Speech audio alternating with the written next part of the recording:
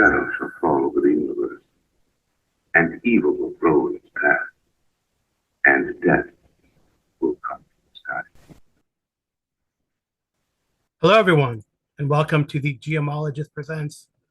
I'm here with Darkfluid, and today, after a long time in trying to organize this and me wanting to do this, we are going to review the 1981 hit. I think it's a hit, Heavy Metal, cartoon anthology.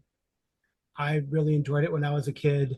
Probably watched it late at night on Cinemax or HBO, but got away with it. And I think it's been, to me, a mainstay now and then, mainly because of the music.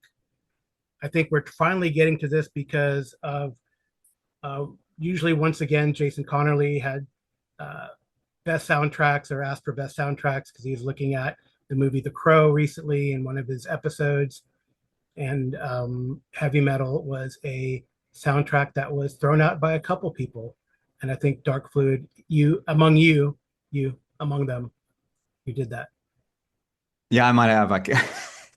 That was already like a week ago, so it's probably slipped through my mind. But I'm definitely a fan of heavy metal. It's a cult classic. I watched it a ton when I was a kid, and I'm excited to talk about it. So I'm glad we could finally make it happen. Some scheduling difficulties on my end, and I apologize, but here we are. Yeah, all of us. Yeah, I mean, I think I wanted to do this for like October, maybe even last year, and just never got around to it. And then this year, October was a screwed up month for me, at least. So now we're getting to do it. But I thank you, Dark Fluid, for coming on and discussing this show with me. And we're also going to throw in not just kind of analyzing and looking at it, but then I think several of the vignettes, right? It is effectively it's a film is an anthology of various sort of sci-fi and fantasy stories tied together by a single theme. And of course, we're going to put it in the context of role-playing games because that's what we do. So yeah, I think I'm very excited to do this. I'm glad we're going to do this, and we'll see how this turns out. Yeah. So I guess the interesting thing is, right? It is a unique format. I don't know.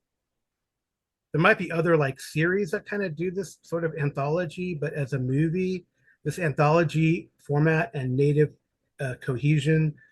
So just to let people know, full spoilers. They're going to be spoilers for all the different vignettes and for the overall story as a whole. But effectively, there is this creature or entity called the Lochnar, which, as you heard in the intro, there is the embodiment of ultimate evil. It's this glowing green orb, and it serves as a framing device to connect all the different stories. So I think I don't know. I like it. I think it works. It's a pretty cool, and to me, when I first saw it, surprising ending. When you get to the final end and final story, I don't know if it was super telegraphed. We'll get to that, but or maybe we won't when we'll talk about it now. But I think it was very difficult to telegraph, even though when you go back and look, it does say right at the beginning, kind of gives some of it away if once you've had a couple of watches, but I think it's pretty effective. yeah. So this is really it is a 1981 Canadian adult animated science fiction anthology film. It is directed by Gerald Potterton. I don't know if he has anything else. Yellow Submarine he did. That's his best, other than Heavy Metal, his best known classic. The screenplay was by Daniel Goldberg, also from Canada. He did Meatballs, writer and producer of Meatballs and Stripes, and producer of the Hangover series of films, and was nominated for a TV movie called The Late Shift, and also by Len Bloom, who I think this is his claim to fame, honestly. So that's kind of like the overall, and each sequence has its own set of crew and animators, voice actors, and music, and even some of the studios are different. So I'll probably throw in anecdotes, little tidbits about that. But yeah, I think do you think it's effective? Do you think this anthology format is effective? I think it is. I think given the nature of the stories themselves, it works really well. I mean, I've definitely seen other anthology formats that are much weaker, Mm-hmm. where you can, clearly say, "Eh, it's just was to throw them all together." And it is to an effect, to some point. I mean, I think for any anthology where you're going to have a lot of creative freedom, it's whatever you use as a MacGuffin to throw it together is going to be a little bit flimsy if you want them to have a lot of freedom in their stories. And I think as a MacGuffin, because it's something that's kind of cosmic horror, large, timeless type of thing, that works really well to Mhm. tell stories all over the universe in lots of different genres, themes, without having to restrict the artist's creativity. So, I Yeah, mean, and art style. Yeah, with saying that art styles at creative studios, right, are very different. yeah, I think, when you're talking about like anthologies, definitely these days, and even after this, a lot more anthologies are going to be series, not like a movie. But the only thing I can think of close to this is some of the horror anthologies. That's the only anthologies I can think of that are still done in movie format or were a lot at the time. And they always have some flimsy thing to tie it together that I think is in most cases less effective than the Lochnar. I think it's a pretty clever thing, and I like how a lot of was able to be folded in. Yeah. Um, I Yeah. think it kind of So, strengthens it in some ways. do you want to talk about each individual? Do you want to talk about in broad terms first, and then go back to the individual vignettes, or do you want to talk about vignette by vignette? Vignette by vignette, then talk about the impact of the movie and some things in general. Um, I think we can touch. I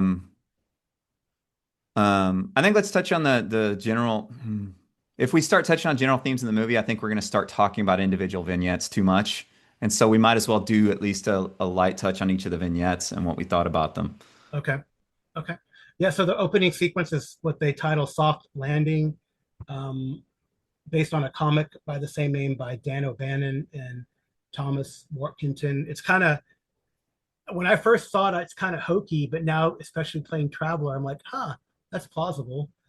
So they starts with the space shuttle, and then this kind of 1960 Corvette comes out of it, and it's kind of the astronaut it's seated in the car kind of lands, right? Um, Yeah, and I think some of the hokiness, and it might for some kids age it a bit, is due to the mixed media nature of the animation, uh-huh. where they're using like a live, like a like car model, like mixing video and photograph type Right. information, like practical effect with the animation. Yeah. But it also kind of sets the tone in Mhm. that this is going to be very stylistic. This is going to be artists, that are able to do something different with each of their vignettes, both story wise, style and theme wise, and even animation wise. And I think that kind of sets the tone for the movie in that regard. Yeah. Surprisingly, the music for this is not the title track, Heavy Metal, Yeah. that you heard maybe an excerpt of, potentially, depending on copyright. But it's in fact Radar Rider by Riggs that is the music for that vignette. And I think it's cool because there are such things in like the Traveler verse of open topped air rafts, and you could conceivably do that. I mean, you probably would burn up in the atmosphere unless you had like a heavy vac suit or a type of thing. But You have to go into a little bit of fantastical technology, but it's kind of cool and stylistic. And yeah, they didn't have him sitting there with sunglasses on. They had him in a they had spacesuit, him in like classic spacesuit. astronaut. Yeah, So I there you go. mean, There you go. Yeah, it could be. So I thought that was pretty neat. And that it kind of lands, and then it goes right into the framing story, which is this guy Grimaldi. That's the title of it. Arrives at home and is greeted by his daughter, and she says, "Hey, do you have something for me?" And I don't know, he was kind of like Grimaldi seemed kind of creepy to me, um, but then yeah, the Lochnar comes out and melts Grimaldi. That's a common theme. I don't know. I wonder how the Lochnar chooses who it melts or not. That's something maybe we should try to figure out. I don't know. Um, yeah, Seems I'm not random. Maybe it's sure. not. I'm not sure if there's a consistent theme to that, but it does show that the Lochnar has sentience and can do what it wants to do. Sometimes it lets people handle it, and sometimes it doesn't let people even get physical contact with it before it says enough of you. You Yeah. know, I think though they jump right in. They definitely like right first thing it's kind of like a daughter with her daddy coming home and it's like right there in front of her, melt the dad and then Yeah. get It's right like into it. I'm the sum of all evils. Look into me, and I'll tell you why I'm evil. Yep. Yeah. And yeah, so And it kind of interestingly, goes into, I've chosen you to show because this is where like the little spoiler, if you haven't seen it before, kind of gives out where you kind of get a little spoiler on what it says to her and why it's showing her that kind of can lead to giving oh, away it's the true, ending. it's true. The hair, Um, yeah, I don't know if I should spoil that, but you know, but right from the beginning, you kind of get a little of that, and it starts going into that first vignette. It's telling her, it's showing her all the things all it's the things. encountered and examples of its power and its evil and its reach. Yeah. And the studio is Hallison Bachelor Animated. Interestingly, Percy Rodriguez, who is a Canadian actor who appeared in many television shows from the 50s to the 80s, is a voice of uncredited, but credited now as the Lochner, which is interesting. Mm.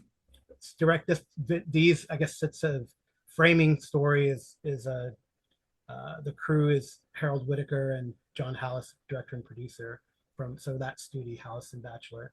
But they go right into the first story, which is called Harry Canyon. That's my favorite ones in the tale, actually. Yeah, it's kind of a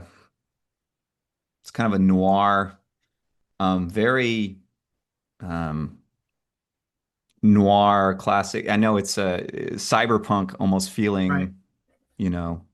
I like the theme and tone of that, because it seems to, fit with that classic deadbeat, you know, low life story, low Right. level story. That's why I really, it's like that throws right into there. We're talking this cosmic evil and everything, but really it's just a low life, low level detective story like you'd get in any kind of noir type setup. I love a lot of the little nice world building tidbits that are thrown in there. So the original story is by Daniel Goldberg and Leon Len Blum, and it's based on a story called The Long Tomorrow that was done originally by Mobius. So it is, like you said, cyberpunk, dystopian, crime-ridden New York City. I think they give a year, like 2031, I think is the year they give, which is interesting. So about 6 years from now. Yeah. And this is one of the things. It's like it's that this vignette starts out with like a little section of the mining and Oh, right. discovering the Lochnar. And of Yeah. course, the first guy to touch it gets melted there. Yeah. Like a And little beetle alien or something gets yeah, destroyed. and to me, and we'll get into it later, I really like that little section. And that's like some of the best animation, that little bitty section and some of the Uh, most creative uh in the entire movie. It's just totally Mobius if you know Mobius's yeah. work. Oh, And right. it just shows you how much of this from that era is inspired, how influential Mobius is. Everyone forgets now how much he inspired and how much, if it wasn't Mobius, everybody took inspiration from Mobius at that time.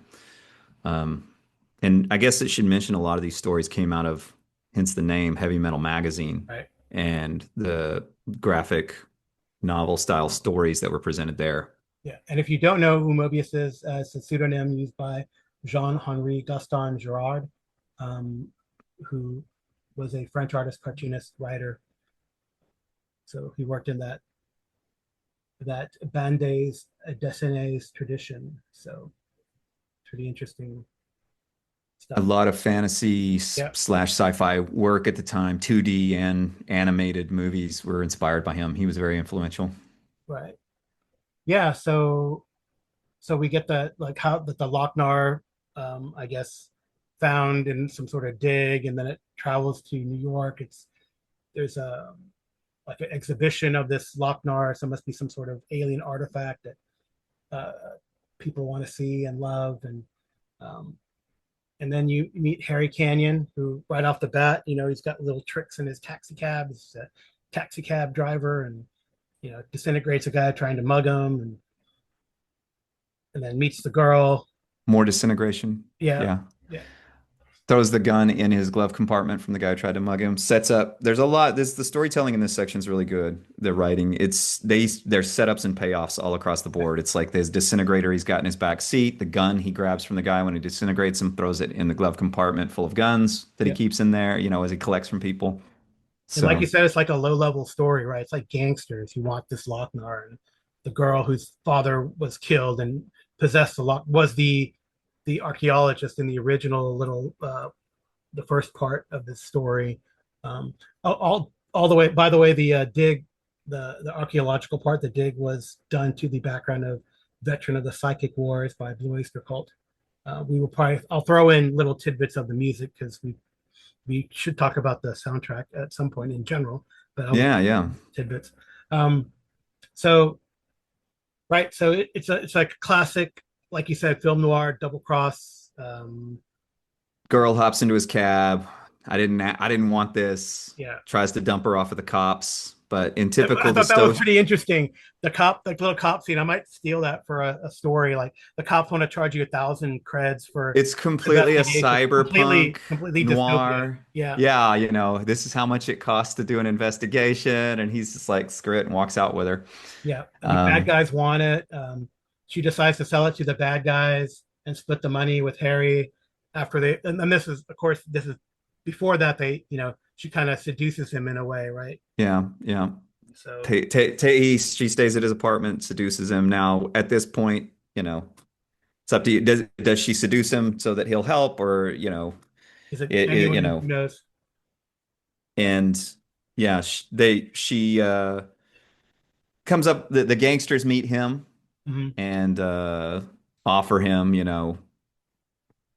offer him an out to, tell her they're just after the Lochnar, and Yeah, she strikes a deal, says she's going to sell it to him, and they could do whatever, and will he help her? So, you know, in typical noir fashion, even though he's pessimistic about everything, sure, why not? It's a lot of money, yeah, helps her out 50-50 split.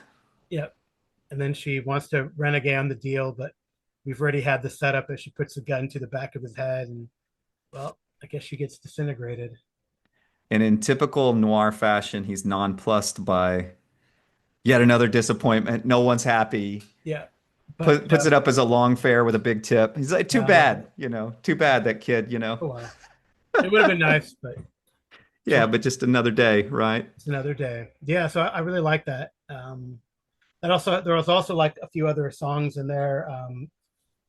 True Companion by Donald Fagen, Blue Lamp by Stevie Nicks, Open Arms by Journey, which is Probably usually the biggest one in that the biggest segment, one, that one, and then Heartbeat by Riggs. And then there's also like an ongoing symphonic track throughout. Yeah, like a score. There's a score as well. We probably should touch on that at some point. So I think it's kind of helps to bring and focus everything in this anthology together.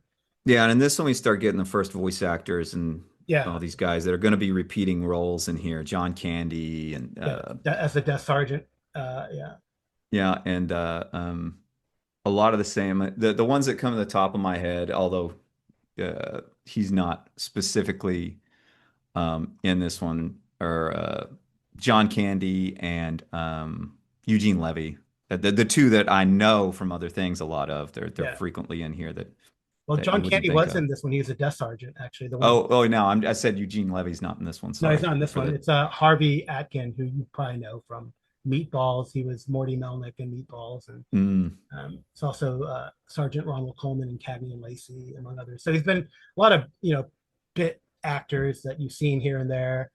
Susan Roman was the girl.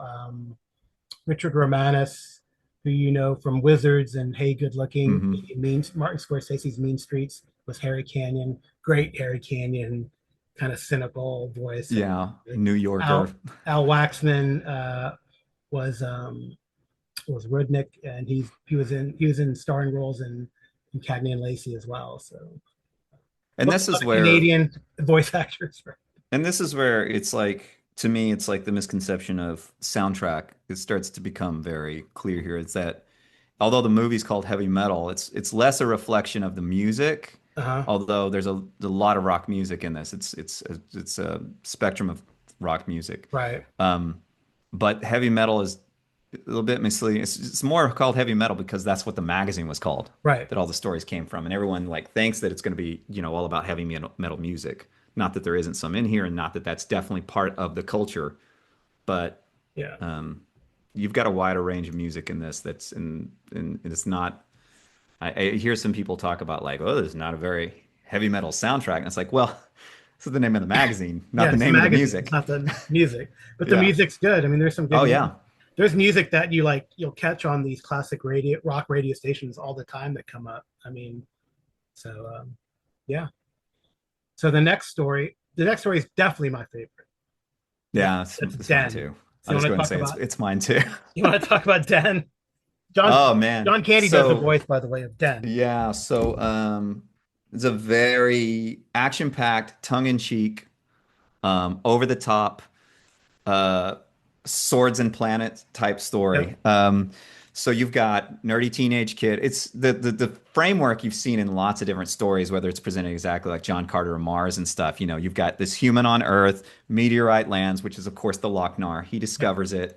John Candy tells a bit comedically about his life as a skinny teenager, you Mhm. know, nerdy teenager there. And he's doing science experiments. Lochnar, with his science experiment, gets struck with electricity, and suddenly he's floating through space in a portal, you know, in time and space.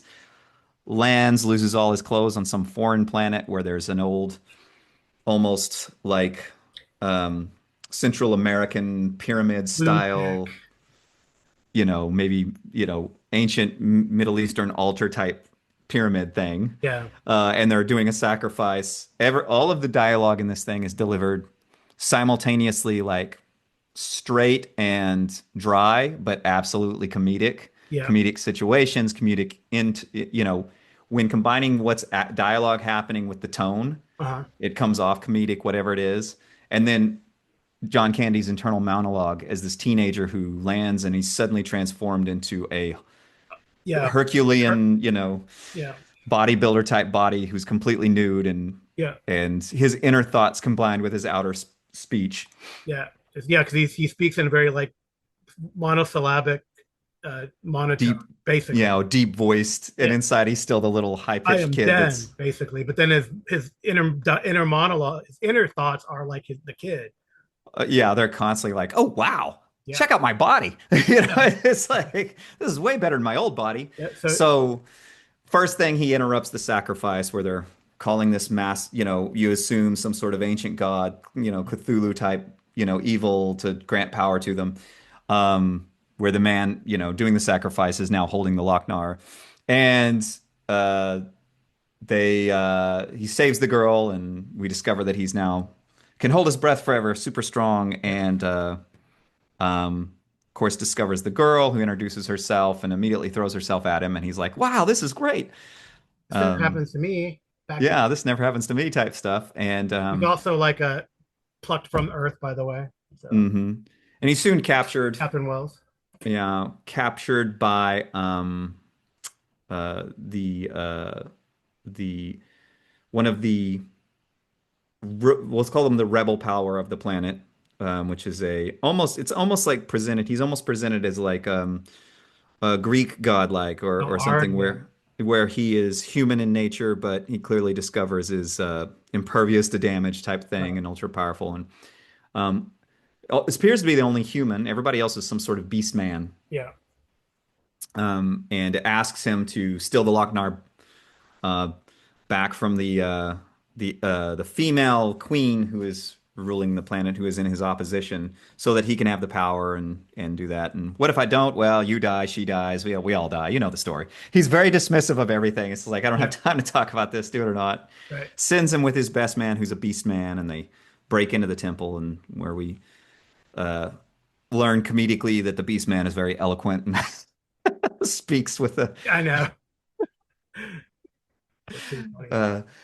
uh, so in trying to steal the Lochnar, they're caught, of course, but then in a very comedic fashion, the when the queen wants him to have his, her followers ask if they can kill him, and she says, of course, but then wait, no, no, and no, no, no, I have other plans for him, and her followers are very this way. Yeah. Oh no, not again. Not This always again. happens. Yeah.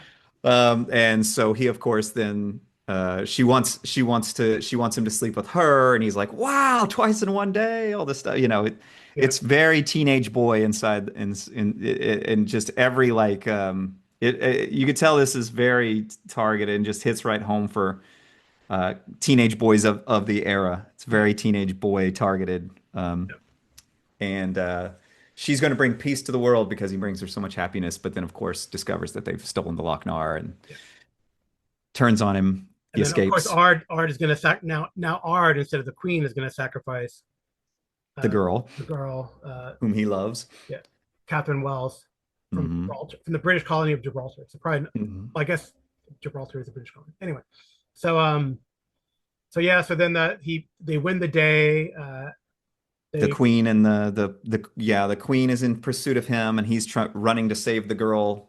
They don't really fill in the blanks of how he knows, but from being sacrificed. Yeah. And what ensues is a giant melee. The queen and the rebel are fighting over the Lochnar in a very comedic way. Mhm. And he's of course fighting, and we won't go into it, but manages essentially to do away with both the queen and the rebel at the same time. Right. And she uh, is it Catherine? You said Yeah, Catherine Wells. He and Catherine Wells right off into the Yeah, set. she points out you could be ruler of all these people, and of course they pan across them again in a comedic manner, and they're this motley crew. Monsters, yeah. He's like, no way. Yeah. They hops off with her and they take off. He's like, I'm just gonna live my life. This is great. We I don't and it kind of starts in the Lochnar when ending the story basically acknowledges that he's one of the few people in the entire story who chooses to Chooses too. Yeah. It's yeah interesting. to pass on the power and the temptation of the Lochnar. But he's And then the base. Lochnar itself kind of flat rises into the sky and then it's picked up by somebody else. And he kind of is dismissive of the whole thing, even when people don't go to my temptations. They still can't eventually escape my. Right, right. Um, and the next story, um, Captain Stern. Captain Stern. Yeah, so basically on the space station, this guy Lincoln Stern, he's a corrupt, you learn, uh, a corrupt space captain. He's on trial by something called the Federation for numerous charges, anything you could think of, murder, Terrible person. Terrible person. terrible, violating, also speeding. He's not Yeah. guilty against the advice of his lawyer, who fears Stern will be found guilty and executed. He says he expects to be acquitted because he has bribed a witness named Hanover Fist, so like hand over fist. And Fist takes a stand, revealing him to be the man and he's the one who discovered the Lochnar actually aboard the station. He fidgets it with it as he testifies, and he praises Stern, but then the Lochnar influences him to blurt out the truth, and then he becomes this hulking brute that then chases Stern through the station. Saying he's going to execute him. Yeah, right there. And the tone shift in this is kind of gives you an example of the diversity in the stories. Yeah, yeah.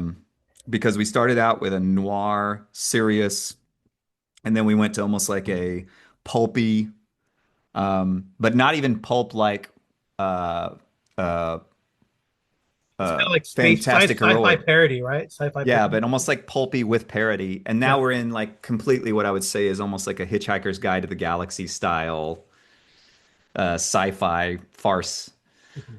and very quirky. Yeah, yeah. Um, So it's funny is like when the big brute Hanover Fist confronts Stern, Stern gives him the payoff, and the Fist turns into his little scrawny form, and then Stern ejects him. But it's very yeah, interesting. Yeah. So then so sometimes again the Lochnar betrays the person it gives power. But it's yeah, interesting. Roger Bumpus is Hanover Fist. You might know him from uh, SpongeBob SquarePants. He is the voice of Squidward. Roger, yeah, and Your buddy Eugene Levy is Captain Stern. yeah, Captain Stern. He does a great job. I mean, Yeah, I think that he doesn't. As a voice actor, you wouldn't know it was Eugene Levy if somebody yeah, didn't tell you. yeah. I mean, John Um, Vernon. Wow, John Keith Vernon is who's a Dean Wormer in Animal House is the prosecutor. John. So it's like, I mean, you know these people, you know these voices. What's interesting from 70s and 80s movies. I think it's and a lot of this, you can definitely see the Canadian influence, Second City oh yeah, type guys. The CTV actors and things like that. This is one of the. I mean, it's an entertaining sequence, but as far as like story, it's one of the weaker sequences because it's just the trial and then him chasing him around the yeah. space station. It's With more the of like music, yeah, with "Reach Out" by Cheap Trick in the background. which is a great song, Yeah, and it's more of a like music and animation type show, yeah, full of ridiculousness, full of ridiculousness because he's of course tearing the space station apart with his hands, and you got buildings with dust clouds in space and all Yeah. kinds of silliness. Yeah, it's silly. All right. The next one Um, is a really good one, I think. yeah, and He so takes Stern's hand 17 burns up in the atmosphere. It's the only thing left of him, or not Stern, but Hanover Fist. Hanover Fist holding the Lochnar in his hand. Um, now there was originally a sequence that was going to be produced here, Okay. that was cut. I didn't know about that actually until I watched this time. Oh, it And was in I the one that you watched, or it was No, what happened was honestly, I just got curious about something. I think I got curious about maybe it was a song I was looking up, some okay. details about it, and it mentioned this other segment, and I was like, "What segment?" And I went and researched. So there was originally a segment called Neverwhere Land here, Oh, where that the Lochnar lands on the ocean, and then there was like a Pink Floyd. You can go out to YouTube and watch. They have the original kind of rough animation. okay. It's like a rough animation of it with Pink Floyd's Time in the background. Wow. I think they might have released it on a couple of special features editions, as an extra. But essentially, it's just the Lochnar going from the pool of water and showing evolution, like the evolution of the planet, Oh, and the interesting. Lochnar influences the entire evolution of the planet. In the end, it kind of starts to, it's almost like it's basically Earth, because then at the end they go through all the different atrocities, World War II and all that stuff, which kind of Hmm. leads up to the Oh, wow. next segment Yeah, that's that'd been a actually in the good movie. transition. It's interesting. Yeah, I think it was just cut due to like Mhm. time. Yeah, it's Yeah. an hour 30. I mean, movies way back then were an hour and 30 minutes, and then we're done. It's not like 3 hour movies, like, Yeah, and it was cut early too because they didn't finish the principal animation. It's like animation, but storyboard animation oh, when interesting. you go out there and look out there. Cool. But yeah, this one was pretty cool. It is a shorter one, and Yep. it does make sense now to me why it's short, because it was kind of the lead in to it, uh, almost like they were two segments pieced together. Right. Um, but yeah, this is World War II, B-17 flying over the ocean. Hmm. Um, and after a bombing run, the pilot and co-pilot are going to check on the crew, and the whole crew's dead. Yep. Co-pilot sees the whole crew's dead, is checking on everybody, and radios to the front because he sees something glowing floating following the plane, which we know Right. is the Lochnar. Lochner. Yeah. Um, Lands in the plane, and all the dead bodies in the plane start to rise as zombies. Yep. Um, on his way back, the co-pilot's killed, and the pilot locks himself in the cockpit, and before they can bust through the door, he bails out, parachutes down. But where he lands, effectively, it's a graveyard of airplanes from a lot of different times, and there are dead things who surround him, and so we kind of can speculate the end. Yeah, they This is don't show actually us the where, end, but yeah, but this is he's. actually where we have the heavy metal "Taking a Ride" song by Don Felder that is so prevalent or common when you think about the movie Heavy Metal. Mm-hmm. Mm-hmm. Yeah, it's a song in this section. It's relatively short. Relatively little dialogue. And again, this is more of like a zombie horror. This is more of a Right, horror segment, right. like straight up horror. And it's again just shows that it is really it the artists and the authors are given full artistic freedom. They don't have to stick to hey, we're doing a sci-fi fantasy thing here. They're able to just do whatever they're doing as artists and tell their story, which I think is what part of the strength of the movie is, that you don't end up with some milk toast phoned it in. Whatever they're doing, they went full out and were going for it rather than trying to squeeze it in. Well, we got to make it fit over here, Yeah, yeah, type of thing. yeah. So I did enjoy that one, and then the one after that, I guess we don't know what happened to the Lochnar. It just kind of appears, I guess, right? Or was the Lochnar even in this one? Yeah, this is the one where they make a big jump.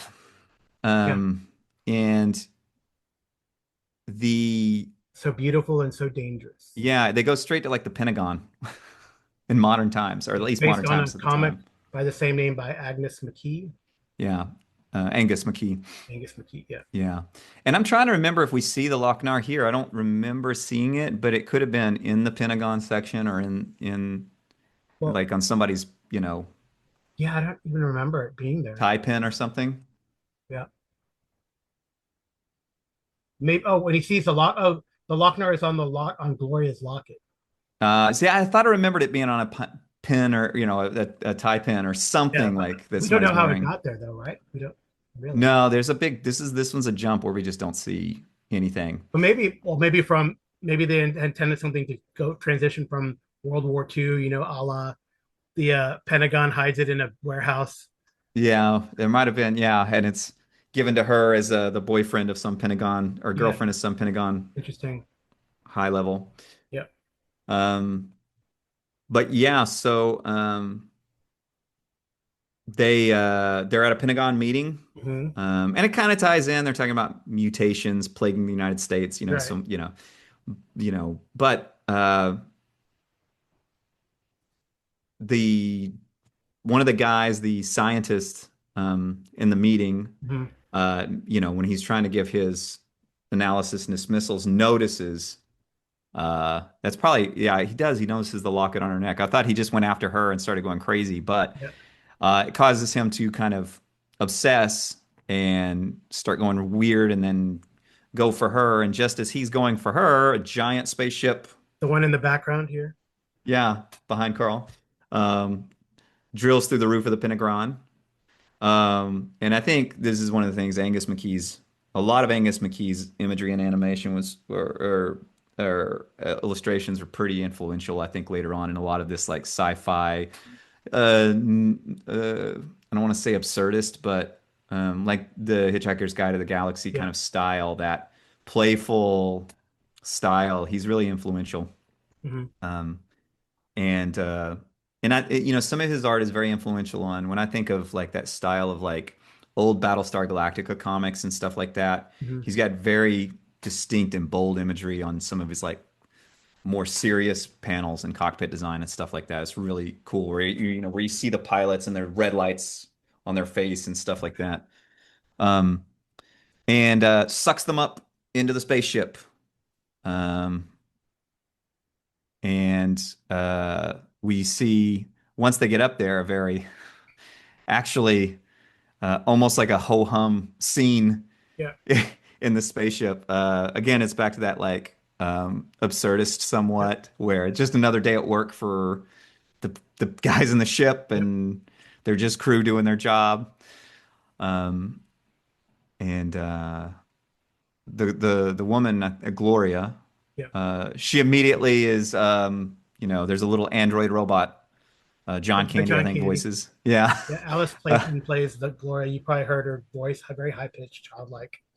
hmm it turns out the guy that went crazy on her was a malfunctioning robot that was put there, I guess, by aliens. We're Yeah. estimating. They don't really explain, and No. he's retrieving her, and then realizes he's retrieved the girl, which he's suddenly interested in, this little mouse kind of eared robot. Yep. Um, and he convinces her to stay aboard and become amorous with him. To which the two alien pilots complain, like, what, why is the robot always getting all the Earth girls? And that's Eugene Levy and Harold Ramis actually. Yeah, Solon Zeke.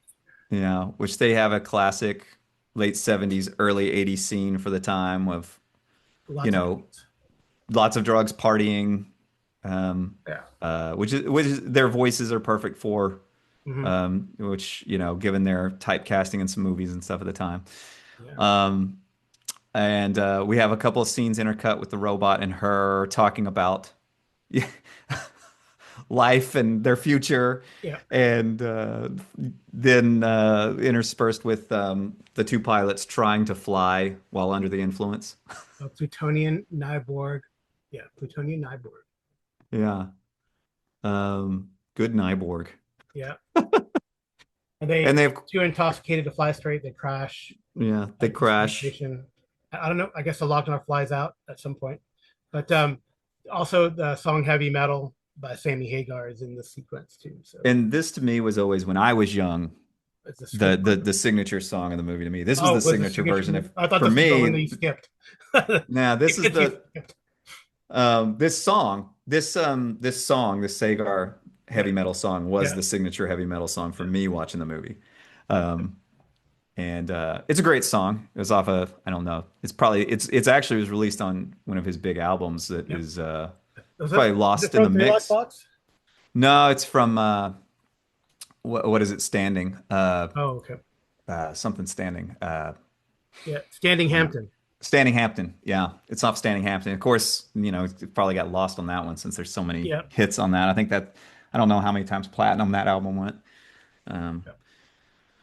but Yeah, I think that's the one I think about when I think of heavy metal.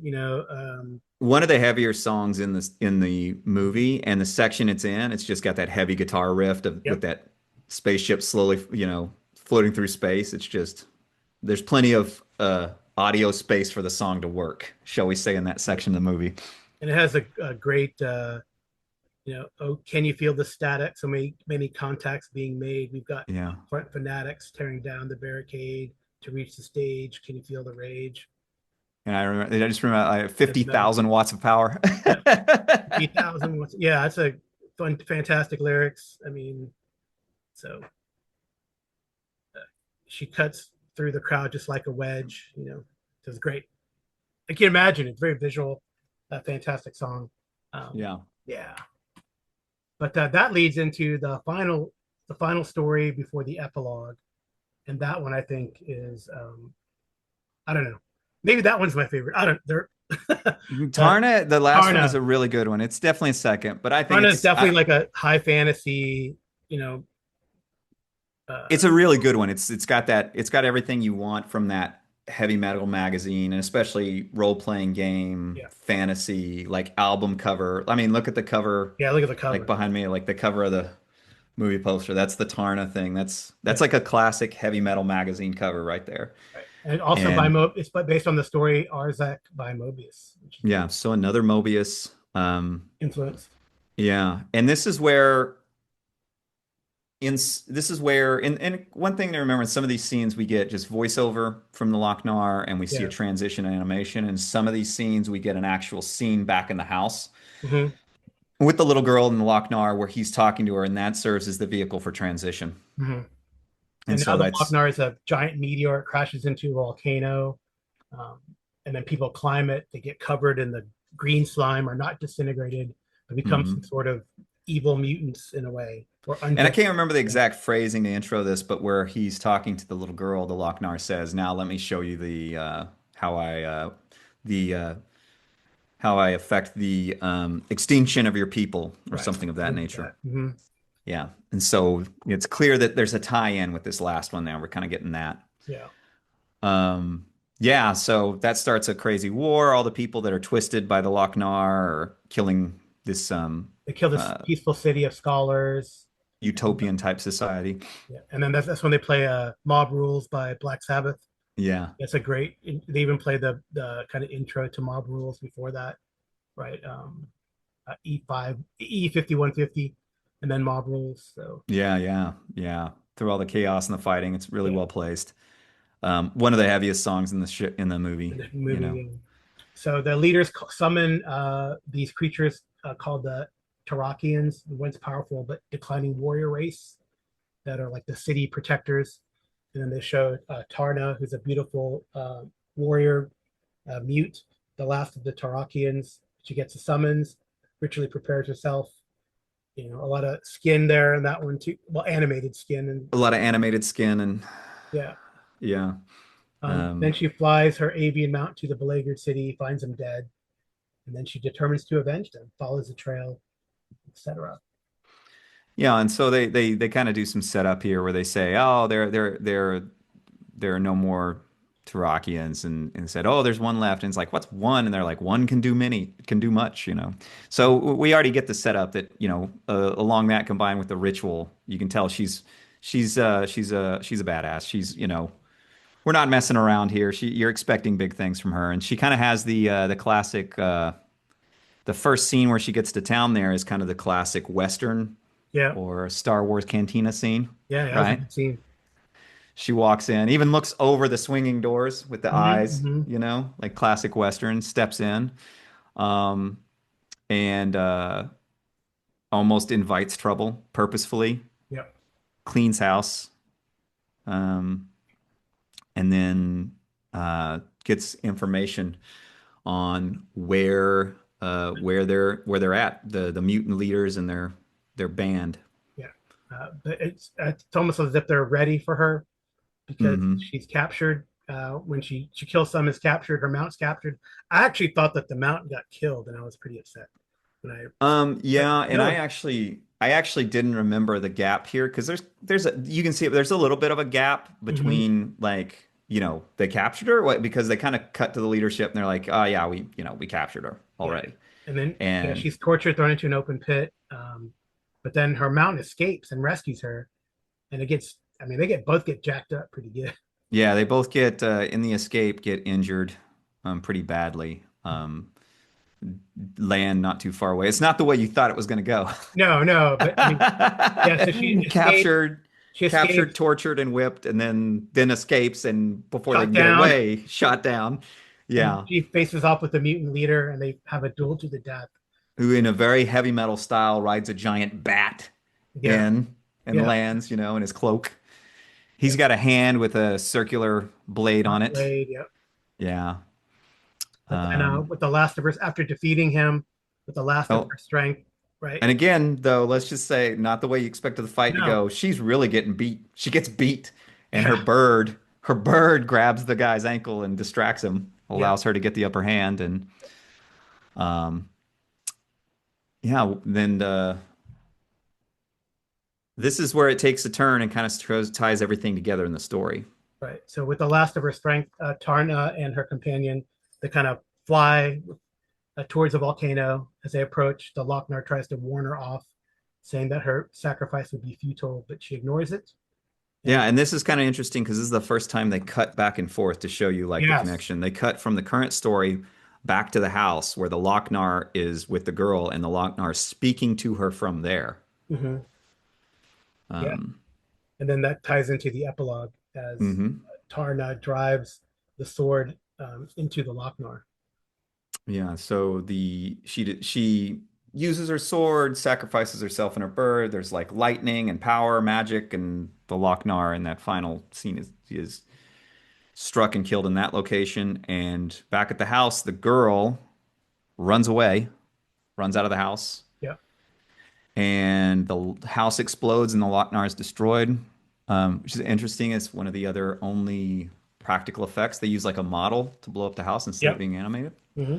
Wow, that's pretty cool. Which I didn't remember. But then as soon as I saw it, I was like, oh yeah, it was always, it's not like I completely forgot, just didn't think about it. And she wanders out into the fields and she finds a bird Yeah, like Tarna was flying, hops on, flies off, and then a new. yeah. A new cycle is created. A new Mhm. Tarakian is reborn. So Yeah, and we have a different narrator who says that they are the oracle, like the Oracle of Time, yeah, or something like that. Yeah. yeah, and so you get almost like a protagonist. We never see them, but we get almost like a protagonist counter to the Loch-Nar's evil, Hmm. which is like this Oracle of Time that we It's are almost just if they ignoring. wanted to make a sequel or something. But Yeah, it's almost. Um, but but yeah, fun songs by well in the during the Tarno there was one Through Being Cool by Devo was what was mhm. playing at the little bar scene, and then at the end is Working in a Coal Mine also by Devo. More lighthearted type of Yeah. songs than the heavy stuff that was before. So cool. Now, something I didn't know about this is that Ivan Reitman produced it, and I don't know why I never knew that. Yeah. Um, which I would have never thought he would have been behind it, just given his other Usually movies. comedy, right? Yeah. Well, there's some Now, if you comedy look in at the it as well. cast and a lot of the actors, it makes sense because there's a lot of Right. actors he worked with, but not his style of movie. No, not at all. Pretty interesting. But overall, yeah, I enjoyed it. Hadn't watched it in a few years, and I had obviously nostalgic memories for it, but I still enjoyed it. I Yeah. thought it was pretty good. Not something I would probably watch regularly anymore. Part of that's just got a lot more variety of options and things, new media to watch these days than went back then. But definitely something I'd watched multiple times over the years, and was always a favorite of mine, especially from that cult classic perspective. I mean, back then there wasn't that much media. No. If you were a role player, game enthusiast, you liked fantasy, sci-fi, and all that stuff that really touched on all these things, and definitely nothing or not much, shall we say, that could touch on so many different genres. I think that was one of the strengths of it, is that you could get so much out of it, you know. Definitely. Yeah, and we did. Fortunately, we did touch on some of the questions that we had about it, like the different visuals, the mixed Hmm. bag, the different genres that it covered. Um, I think Yeah, it's. I mean, once it was considered state of the art, but I think it's. I mean, I would say some of the content hasn't aged well because of the society, but I think the art itself is still fine. I mean, yeah. I think as far as like the animation techniques, I think it's great that there are different techniques because that just strengthens the art and style of mhm. each segment.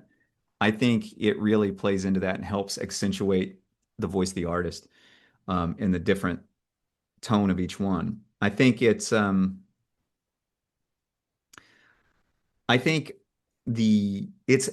has is showing its age, right? Yeah, And at first I was a little disappointed, but the more I watched segments, the more I realized how good, some of the animation still holds up. It's not going to hold up, and just technology has come so far. right, right.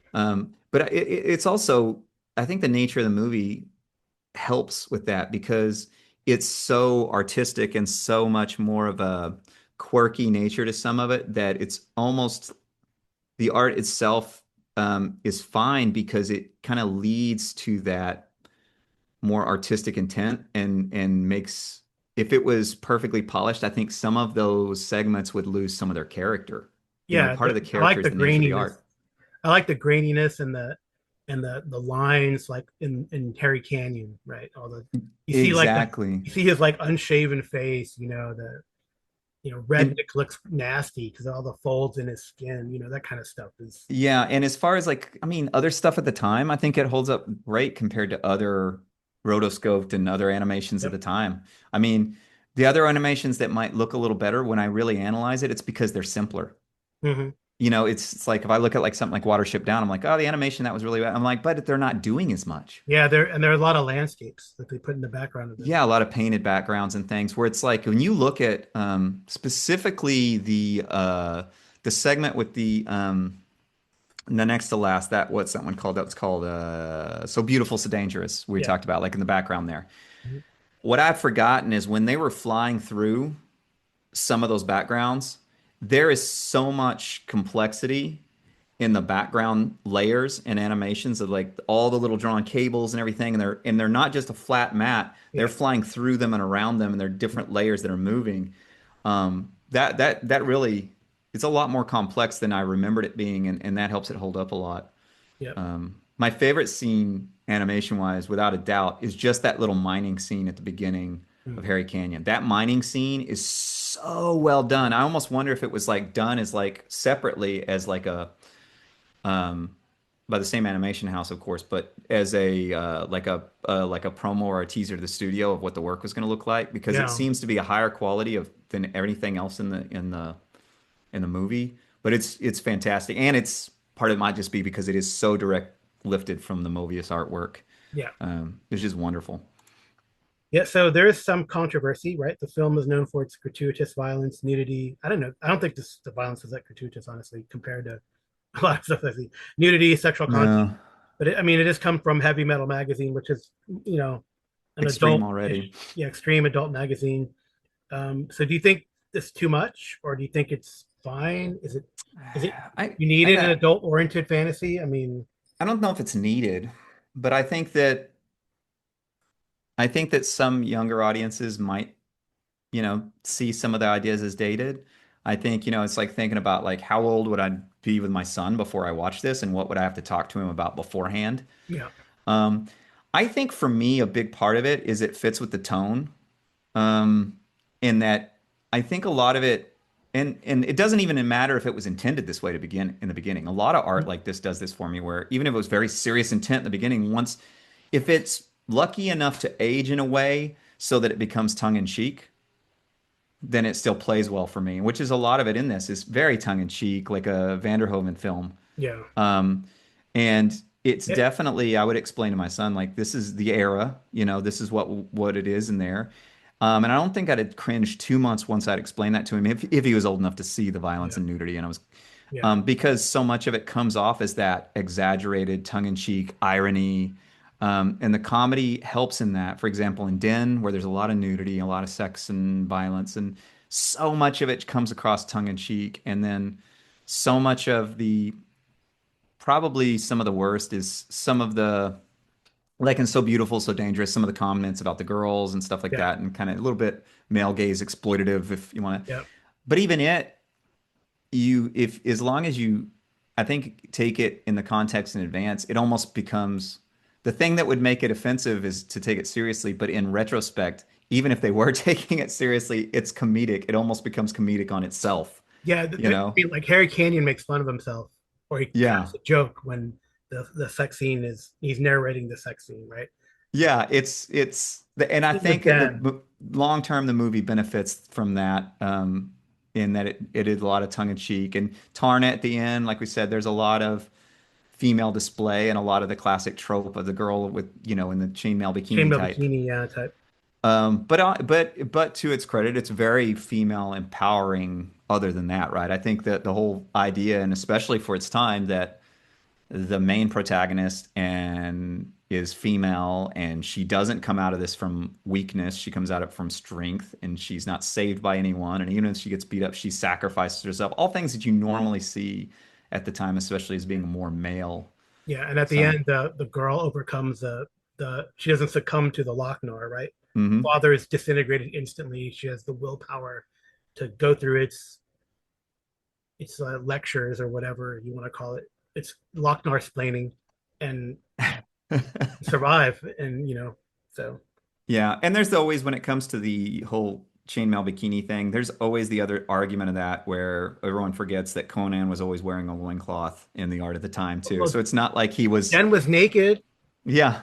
until he And I became mean, a so it's badass. just part and partial of some of Yeah, that style. I mean, in the actual literature, Conan wore, you know, armor and everything else. He was fully clothed, and in a lot of that, the pulp stuff that it comes from, yeah, the females were not wearing chainmail and bikini. It's just the art style yeah, of the time, and Lord, the so yeah. So um, we did mention I was mentioning some of the soundtrack. So artists like Sabbath, Blue Oyster Cult, Sammy mhm. Hagar. Do you think that the music selection complements and drives the narrative?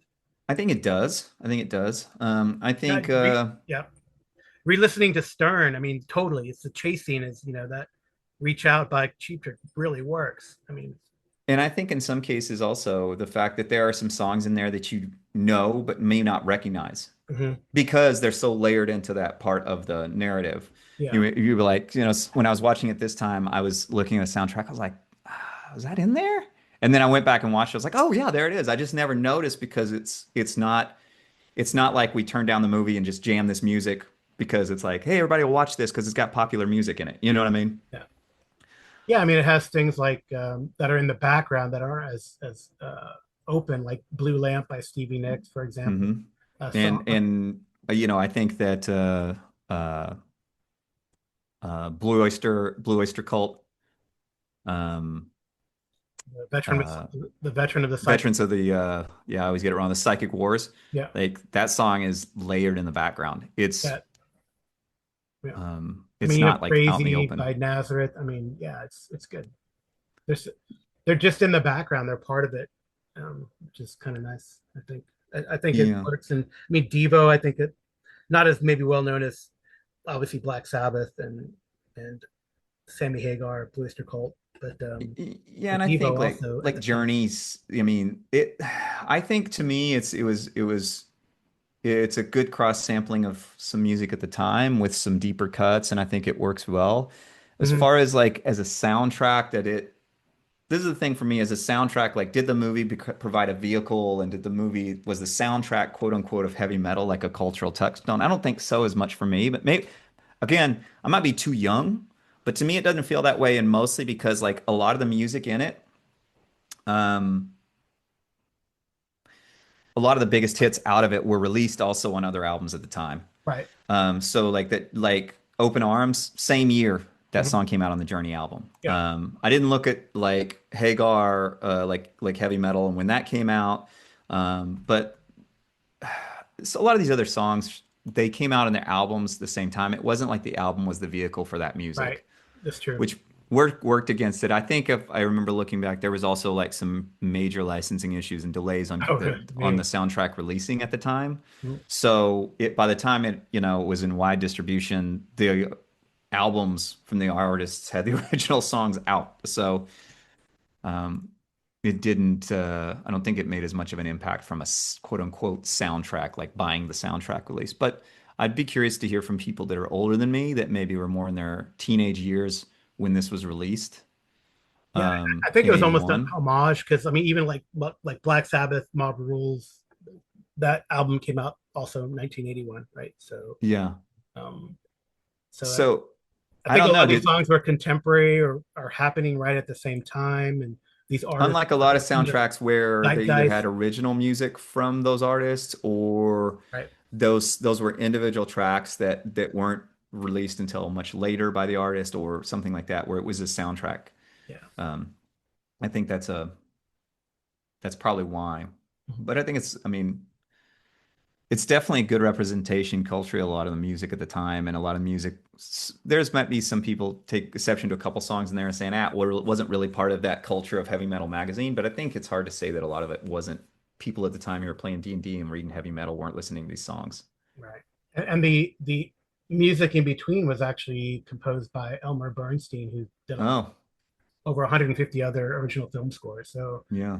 well, I mean, but it makes sense. I'm looking at the Stripes, Meatballs, blah blah blah. He knew these guys. Yeah, yeah. He knew, the producers, etc. He's part of uh that house, I guess, right? I think the movie probably benefited too from, in general, in its longevity and everything else, and its tone from Reitman's involvement and all the people he knew, because even like the comedic aspects of it are what helps it age well, really well. Yeah, yeah. I mean, I think that's the legacy of it too, right? Is that I mean, I don't know if it's quite influenced other animated films or media, but it's become a cult classic. And then, when you hear those songs on the radio or whatever, you're like, oh yeah, that's from heavy metal, or I remember it. Yeah. You And know, one of the things we wanted to touch on is kind of those, that and that. Is it really genuinely edgy, rebellious art, or is it more surface level, just kind of teen boy fan service? Um, and I think it's pretty rebellious. And I think part of it is just the artistic freedom they had between each one and the lack of continuity that was pressed down. Like, this is not a movie that the studio came in and said, like, I need you to use this animator and this scene needs to be this way. You can really tell. yeah, I think that really keeps it heartfelt from the artists. And even like the most to me, other than like some of the sword and chainmail bikini stuff, I think that the most direct, like teen boy demographic outreach is probably Den, which yeah, ironically is to me one of the most heartfelt, genuine stories in there. I mean, yeah. it's, Especially because he doesn't like he's not he doesn't be he's just a kid. He's an innocent kid thrown in this situation, and he is able to throw out the influence of the Lochnar, right, or yeah, and I not think it's succumb to just, the power grab, right? yeah, I think there's something very genuine about it, even if it is all that teenage stuff with the, getting the girl and being the strong, hero and everything. But it's very genuine and from the heart in that it does directly just speak to the young boys at that age and what they're Mhm. going through, feelings of inadequacy, trying to find their place, what it means to, all their dreams about, being strong and not being picked on and getting the girl and being accepted and just this.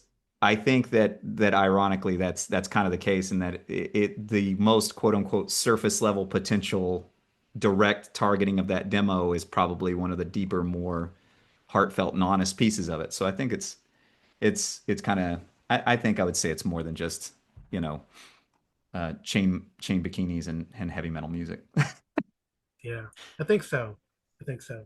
And I think that's part of what why it's a cult classic, because it really kind of captures the spirit, you know, of the magazine and the art, and that culture of people at the time playing D&D and into fantasy. I think it really goes through, and part of it is that freedom to be able to explore all the little different aspects, because everybody had a different D&D and everybody had a different fantasy and sci-fi they liked, and the fact that it could explore a lot of it in different ways was Mhm. able to touch at some point on, you know, everybody differently, and everybody could find something in it that wasn't, you know, part of that culture. Yeah. I think it's had some influence from a legacy perspective, for sure. So like, Um, in what do you think? So I think it opened up that you could do this, and I think it set kind of a template for more bold projects, and that you could go out and do these things and not worry about, you know, being having to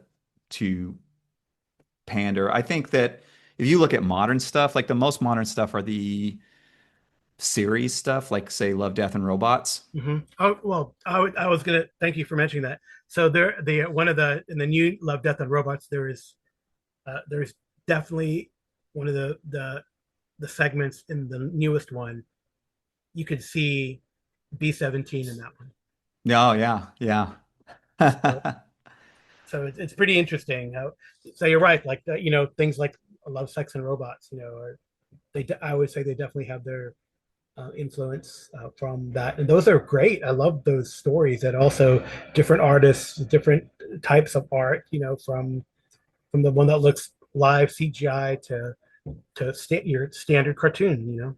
Yeah, and different tone. I think it's hard to escape its legacy when you look at things like that. I mean, there are other stuff that came out of the time that are influential, you know, Wizards, Fire and Ice, Yeah. that stuff. But I think this is where it really able to extend its legacy, because I think those are hurt, while they influence, they're a single story, and they're a Mm-hmm. single genre. Whereas like something like this can be so widely influential, from not just the content, all the different content that could have inspired people to do different things. I Mm-hmm. mean, look at the image behind you. It's like when you think of like things like the live action version of Hitchhiker's Guide to the Galaxy. I Yep. think of like the robot design, and looking back at images like this, you Mm-hmm. see so many different pieces of influence there, and and so it has that benefit while also being able to influence the idea of a non-contiguous and open artist free, um uh and I just went blank on the word, but culmination of multiple stories, without having to have them stick within narrow parameters. You know, give the artist the freedom, say like, oh, we're just doing something fantasy or something sci-fi, do whatever you want, whatever art style, what kind of artist you are, just do something that's you. Yeah. um And I think, you know, it probably is benefited because so much of what it did was already taken from artists who were just highly influential long Yeah. term. You know, Angus McKee, Mobius. It's hard when you're taking their stuff and trying to be kind of true to that, to Mm-hmm. not have the movie itself be influential, because it's already coming from such influential art at the time. I think something that really, the closest thing I don't know if anyone's ever recreated something directly like this. Definitely Fact 2, the sequel was not good. No. No. I mean, it wasn't a bad movie, but I mean, I was completely disappointed that it wasn't an anthology. Yeah, it was And that's the nothing word I like was that. looking for, anthology. Oh, well, no, Fantasia came way before this, I think, right? As I an think Fantasia did. Yeah. But I mean, I think they should have just done another anthology. That's what everyone wanted from heavy metal too, Yeah, because if anything, people wanted to see the new artists on display and new stories, and they didn't want to see this one longer one story. story. Yeah. Yeah, I think the thing that's come closest to this, even though it's in a you can't escape the influence. You're like, yeah, this is they just stole the structure from heavy metal, and even like a lot of the narrative MacGuffin type idea. But it's definitely in a narrower band because it's all by the same artist. And I don't know if the different segments are written by the same author, but I think they were. But it is a movie called The Spine of Night. Hmm.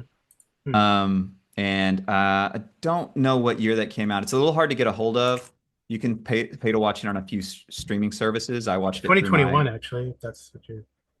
yeah, that's it, 2021. I watched it through my local library. It was the only place I could find it. Their online app.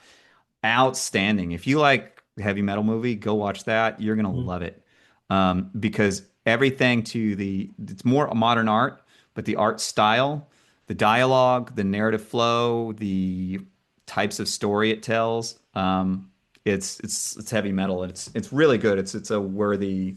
I don't know if it was directly homaged to it, but it's a worthy successor. Much more fantasy oriented, where this one had heavy metal had a lot more sci-fi and stuff. Well, But the guy who wrote says,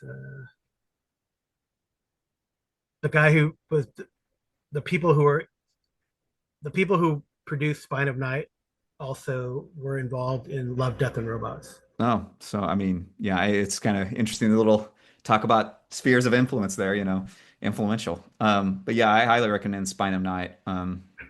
Really good if you haven't seen that. Cool. All right. Well, I have one maybe off the wall question. Maybe not off the wall, not for us, but one more question. So, which one of these would you like to see as a con adventure? Oh man, oof. And then what system? Ha! Forgot. Oh, I was not prepared for this. Let me see. I think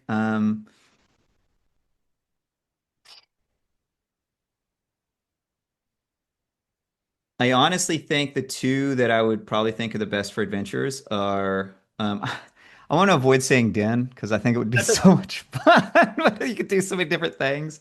You could. Um, but I think maybe I think probably Harry um, Harry Canyon. Harry Yeah, Canyon that world or building would be the really neat. B-17. The B-17 would be good for a I one could shot. for one shot at B-17. I could see that. Yeah. Yeah, and I think for the B-17 you'd do something like you did do something like a Call of Cthulhu type system. Mhm. Um, I mean, maybe if you're stretching it, although it might be a little too much magic-y and fantastical to do like a Achtung Cthulhu, too much sorcery in that and stuff. Because I want it more to be like a survival horror.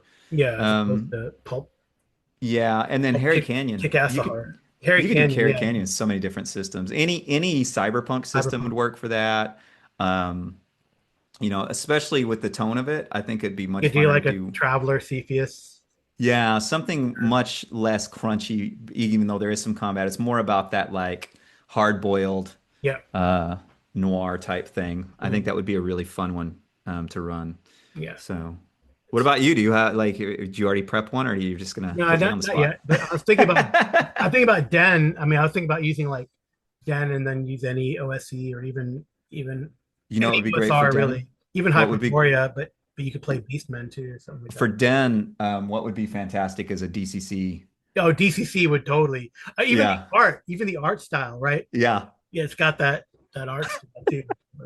I think that would be a What's great that DCC author? That's game. that author. Mole. What's the author that does all the DCC stuff? Oh, all of the art. Peter Peter Mullen.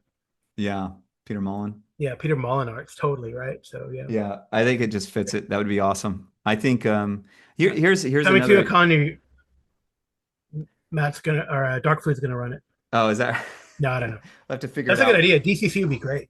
Yeah, Yeah. DCC would be a fun one because you can get out there. Yeah. Um, so I got one I mean, other you'd have to make it interest. PG-13. Yeah. Yeah, yeah.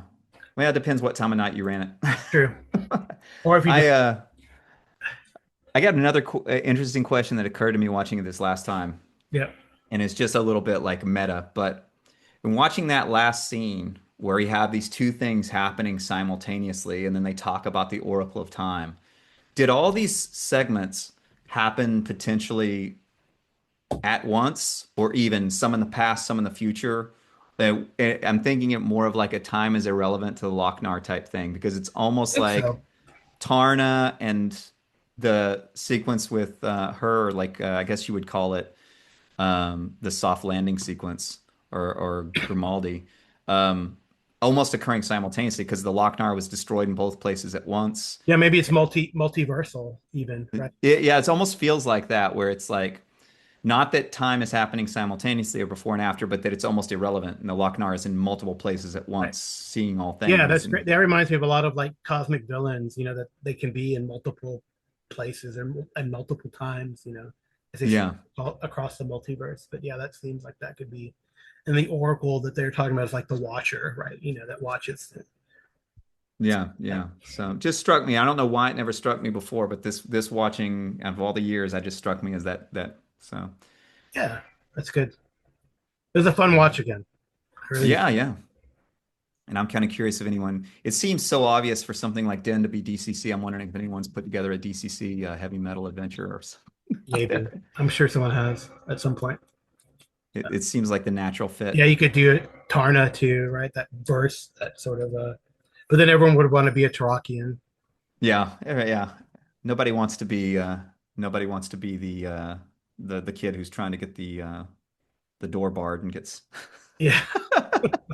All right. Well, thanks no so one wants to much, be the Darkfluid, sidekick. for joining me today to talk about a heavy metal, review it, and we talked about many different aspects of it. I would say go watch it. It is rated R. Hmm. If you're a parent, well, maybe watch it first before you introduce it to your kids, of course. But I think it has some really nice set of stories, nice vignettes. If you watch Love, Death, and Robots, you could see the influence there, A Spine of the Hmm. Night that Dark Fluid mentioned as well. So Yeah, 2021, The Spine of Night might be. Well, heavy metal is not that easy to watch right now without paying for it, now, and Spine of Night probably even harder to find. But yeah, you could watch heavy metal. We found it in the archive. What is it? The library the archive.